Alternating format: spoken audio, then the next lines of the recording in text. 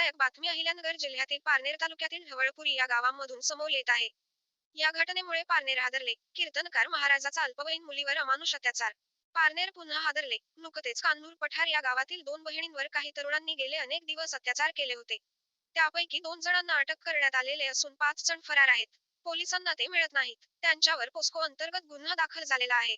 अशाच प्रकारे कीर्तनकार महाराजाचा अल्पवयीन मुलीवर अमानुष अत्याचार.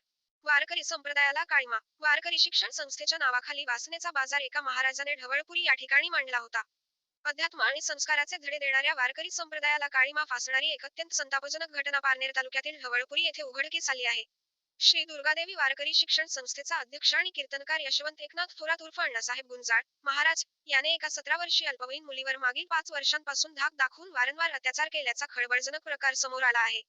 पीडित मुलीला गरम लोखंडी पकडीने चटके देऊन अमानुष मारहाण केल्याचेही फिर्यादीत म्हटले आहे. मिळालेल्या माहितीनुसार पीडित मुलगी इयत्ता 8वीत असल्यापासून हा प्रकार सुरू होता. आरोपी यशवंत थोरात हा पीडितेच्या शेजारीच राहत असल्याने दोन्ही कुटुंबांचे घरोब्याचे संबंध होते. थोरात हा 20 वर्षांपूर्वी या गावात आला आणि स्थायिक झाला. तो कीर्तन व प्रवचन करण्याचे काम करत होता. पीडितेचा भाऊ आरोपीच्याच वारकरी शिक्षण संस्थेत सचिव म्हणून कार्यरत आहे. याचाच फायदा घेऊन आरोपीने 2021 पासून पीडितेवर वाईट नजर ठेवली होती. मुलगी घरी एकटी असताना किंवा आरोपीच्या घरी कोणी नसताना त्याने वारंवार तिच्यावर बळजबरीने शरीरसंबंध प्रस्थापित केले. पीडितेने विरोध करण्याचा प्रयत्न केला असता आरोपीने तिला झटके मारण्याची धमकी दिली होती. मी 2 हाफ मर्डर केलेले आहेत. जर कोणाला काही सांगितले तर तुझ्या आई, वडिलांना आणि भावाला मारून टाकीन, अशी भीती तो घालत होता.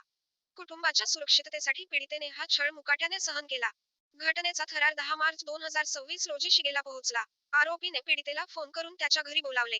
तिने येण्यास नकार दिला असता त्याने कुटुंबाला संपवण्याची धमकी दिली. भीतीपोटी पीडिता त्याच्या घरी गेली असता आरोपीने तिला कॉम्प्युटर रूममध्ये नेऊन बांबूने व चापटीने बेदम मारहाण केली.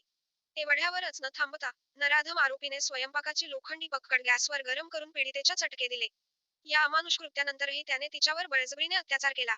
मारहाण आणि चटक्यांमुळे पीडितेला चालणेही कठीण झाले होते. मार्च 14 रोजी तिचा भाऊ घरी आला असता तिला गंभीर अवस्थेत पाहून त्याने विश्वासात घेतले. मावस भावांच्या उपस्थितीत पीडितेने आपल्यावर झालेला 5 वर्षांचा अखेलेकथन केला. त्यानंतर पीडितेच्या भावाने पवलेट पोलीस ठाण्यात धाव घेऊन फिर्याद दिली. पवलेट पोलिसांनी या प्रकरणी यशवंत एकनाथ थोरात विरुद्ध भारतीय न्याय संहिता, BNS आणि बाल लैंगिक अत्याचार प्रतिबंधक कायदा पोस्कोच्या विविध कलमान्वये गुन्हा दाखल केला आहे. या घटनेमुळे संपूर्ण अहिल्यानगर जिल्ह्यात संताप व्यक्त होत असून आरोपी यशवंत महाराज थोरात यांना पवलेट पोलिसांनी अटक केली आहे. या अशा भोंदू महाराजावर कठोर कारवाई करण्याची मागणी ग्रामस्थांनी केली आहे. पुढील तपास पवलेट येथील पोलीस अधिकारी करत आहेत. ढवळपुरी येथे शनिवार मार्च 14 रोजी यशवंत महाराज थोरात यांनी अल्पवयीन मुलीवर अत्याचार केल्याची घटना समोर आल्यानंतर पवलेट पोलिसांनी तात्काळ गुन्हा दाखल करून कारवाई करत आरोपी यशवंत महाराज थोरात यांना रविवार मार्च 15 रोजी पहाटे 4 वाजता ढवळपुरी येथून राहत्या घरातून अटक केली. न्यायालयासमोर हजर केले असता न्यायालयाने आरोपीला मार्च 20 पर्यंत पोलीस कोठडीत ठेवण्याचे आदेश दिले आहेत. त्यानुसार पुढील तपास पोलीस निरीक्षक संतोष खेडकर यांच्या मार्गदर्शनाखाली पवलेट सहाय्यक पोलीस निरीक्षक रणजित मारक हे करत आहेत. पवलेट तालुक्यात लहान मुलींवर अत्याचार त्याचप्रमाणे मुलींनी घरून पळून जाऊन विवाह करणे, महिला पळून जाणे या घटना वारंवार घडत आहेत आणि याला कारण म्हणजे सोशल मीडिया आणि कायदा व काढून याचा धाक नसणे. वाढत चाललेली ढाबा व लॉजिंग बोर्डिंग संस्कृती त्याचप्रमाणे सेक्स संबंधी सोशल मीडियावरून वारेमाप प्रसिद्धी यामुळे समाज बिघडत चाललेला आहे. विशेष करून शाळकरी मुली. आता समाजामधूनच याबाबत जनजागृती करणे हेच यावर उत्तर आहे. आपणास ही बातमी कशी वाटली कमेंट करून कळवा. तसेच हा चॅनल सबस्क्राईब करा, लाईक करा आणि आपल्या मित्रांना शेअर करा. धन्यवाद.